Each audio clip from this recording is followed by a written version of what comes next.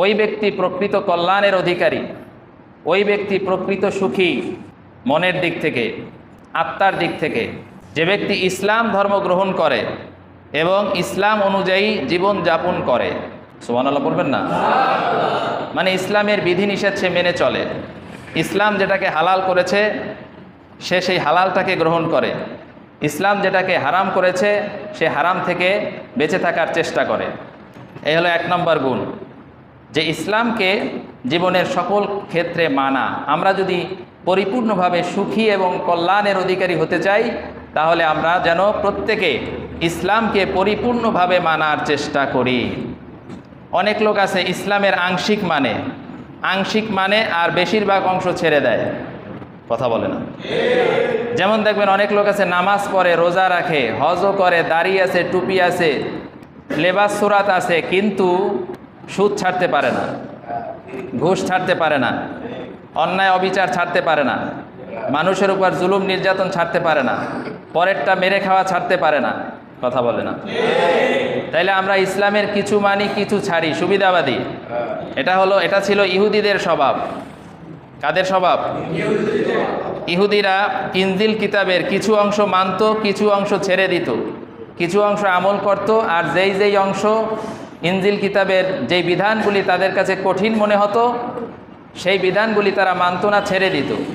তো আমরা মুসলমান, মুখে ইসলামের দাবি করি, মোমেন দাবি করি, রাসূলুল্লাহর খাঁটি উম্মত দাবি করি, কিন্তু ইসলামের কিছু অংশ মানি, কিছু অংশ ছাড়ি। এটা স্পষ্টভাবে ইহুদিদের অনুসরণ করা ছাড়া আর কিচ্ছু নয়।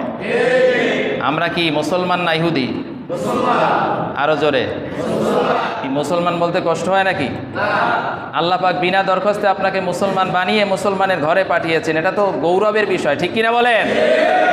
এর চাইতে বড় নিয়ামত আর কি হতে পারে? বিনা দরখাস্তে আল্লাহ পাক যাকে মুসলমানের ঘরে পাঠিয়েছেন। সুবহানাল্লাহ। বলেন আমরা কি মুসলমান না ইহুদি? মুসলমান চলবে ইসলাম অনুযায়ী নাকি শয়তানের তৈরি করা মতবাদ অনুযায়ী? কোনটা অনুযায়ী? ইসলাম অনুযায়ী। আমরা জীবনের সকল ক্ষেত্রে, জীবনের বিস্তীর্ণ অঙ্গনে ইসলাম অনুযায়ী চলবো তো ইনশাআল্লাহ?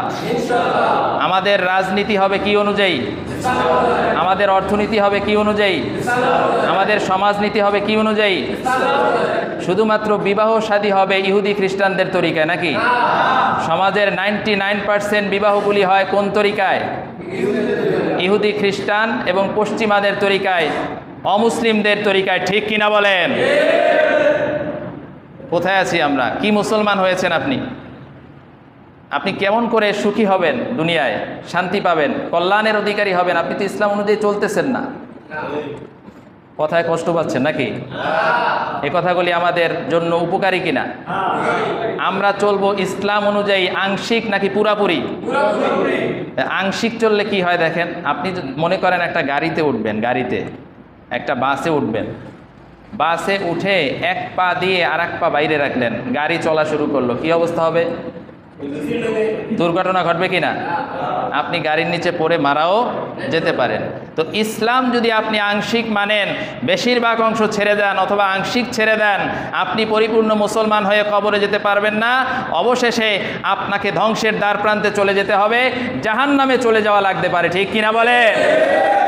তো আমরা ইসলাম মানব কোনখানে? বলেন সবখানে। আমরা ইসলাম মানব কোন জায়গায়? আরো জোরে। আমাদের রাজনীতি হবে কি অনুযায়ী? আমাদের অর্থনীতি, আমাদের সমাজনীতি, আমাদের নারী নীতি, আমাদের ব্যবসা বাণিজ্য, আমাদের বিয়ে শাদী, আমরা যা কিছু করব কোন তরিকায়? এর নাম হলো প্রকৃত মুসলমান। রাসূলুল্লাহ সেই কথাটাই বলছেন যে তুমি যদি ইসলাম অনুযায়ী দুনিয়াতে চলো, দুনিয়ার শান্তি, আখেরাতের মুক্তি তোমার নসিবে হয়ে যাবে। 1 নম্বর গুণ। দুনিয়ার সফলতা এবং শান্তি পেতে হলে কয়টা গুণ লাগবে? আরো আসতে। 2 নম্বর হলো রাসূলুল্লাহ বলেছেন ওয়া রুজিকা কাফাফান, যে ব্যক্তিকে আল্লাহ পাক রিজিক প্রদান করেছেন, ওই বান্দা আল্লাহর দেওয়া রিজিকটাকে পর্যাপ্ত মনে করে। সুবহানাল্লাহ পড়েন। কম হলেও পর্যাপ্ত মনে করে, বেশি হলেও পর্যাপ্ত মনে করে। যে আল্লাহ পাক যা দিয়েছেন আমাকে পর্যাপ্ত পরিমাণেই দিয়েছেন। এটা হলো 2 নাম্বার গুণ। ওয়া রুজিকা কাফাফান, আল্লাহ পাক যাই রিজিক দেখ না কেন, কম দেখ বেশি দেখ, আমরা সব সময় আল্লাহর দেওয়া রিজিকটাকে পর্যাপ্ত মনে করব, সাফিসিয়েন্ট মনে করব, যথেষ্ট মনে করব, যে আমার যা প্রয়োজন আল্লাহ আমাকে তাই দিতেছেন। সুবহানাল্লাহ পড়েন। কিন্তু আমাদের মধ্যে হতাশা আছে না নাই? বলে এইটা পাইলাম না, ওইটা পাইলাম না, আল্লাহ এইটা দিল না, ওইটা দিল না, এখন একটা ভালো একটা বিল্ডিংয়ের দরকার, করতে পারি না, ভালো একটা চাকরির দরকার, তাও পাই না, বিদেশ যাওয়া দরকার, ইউরোপে যাওয়া দরকার, তাও হচ্ছে না, আমার মতো হতভাগ্য আর কেউ নাই। আছে না নাই? আল্লাহ পাকের নাশকর বান্দা এরা। আল্লাহ পাক যেভাবে আপনাকে রেখেছেন আপনি তাতেই সন্তুষ্ট থাকবেন, পর্যাপ্ত মনে করবেন। ঠিক কিনা বলেন? রাসূলুল্লাহ বলেছেন যে তোমরা তোমার উপরস্থ কোনো ব্যক্তির দিকে তাকাবে না, তোমার নিচে যারা আছে অবস্থানের দিক থেকে তাদের দিকে তাকাও, তাহলেই তুমি প্রকৃত সুখ খুঁজে পাবা। এটা হলো 2 নাম্বার গুণ। 3 নাম্বার গুণ হলো রাসূলুল্লাহ বলেছেন ওয়াকান্নাহুল্লাহু বিমা আতাহু, রাসূলুল্লাহ বলেছেন আল্লাহ পাক বান্দাকে যে নেয়ামত দান করেন ওই নেয়ামতে সে তুষ্ট থাকে, সন্তুষ্ট থাকে, আর মহান আল্লাহ রব্বুল আলামিনের শুকর আদায় করে। যে ব্যক্তি অল্পে তুষ্ট থাকে, অল্প পেয়েও যে ব্যক্তি শুকরিয়া আদায় করে কার? কারণ মুমিন বান্দা জানে শুকরিয়া আদায় করলে নেয়ামত বাড়িয়ে দেন কে? আল্লাহ পাক বলেন লা ইন শাকারতুম লা আযীদান্নাকুম ওয়া লা ইন কাফারতুম ইন্না আযাবী লাশাদীদ। বান্দারে তুমি যদি আমার নেয়ামতের শুকর আদায় করো আমি তোমার নেয়ামতকে বহুগুণে বাড়িয়ে দেব, আর যদি নেয়ামতের নাশকর করো, কুফরি করো, তাহলে আমি তোমার নেয়ামতকে আরও ছিনায় নেব এবং তোমার জন্য আমি রেখেছি জাহান্নামে ভয়ঙ্কর শাস্তি। বলেন নাউজুবিল্লাহ। কাজেই আল্লাহ পাকের দেওয়া রিজিকে আমরা সন্তুষ্ট থাকব। এটা হলো 3 নাম্বার গুণ। দুনিয়ার সুখ এবং শান্তি যদি পেতে চান, কল্যাণ যদি পেতে চান, আপনাকে এই 3 নাম্বার গুণ অর্জন করতে হবে। সেটা হলো আল্লাহর দেওয়া রিজিকে সন্তুষ্ট থাকা, আল্লাহর দেওয়া ফায়সালায় সন্তুষ্ট থাকা। সুবহানাল্লাহ বলেন। তাহলে দুনিয়ার সুখ এবং স্বাচ্ছন্দ্য কল্যাণ পাওয়ার কয়টা আমল? 1 নাম্বার হলো ইসলাম অনুযায়ী, 2 নাম্বার হলো আল্লাহর দেওয়া রিজিককে পর্যাপ্ত মনে করা, যথেষ্ট মনে করা, যে আমার যা প্রয়োজন আল্লাহ আমাকে তাই দিতেছেন।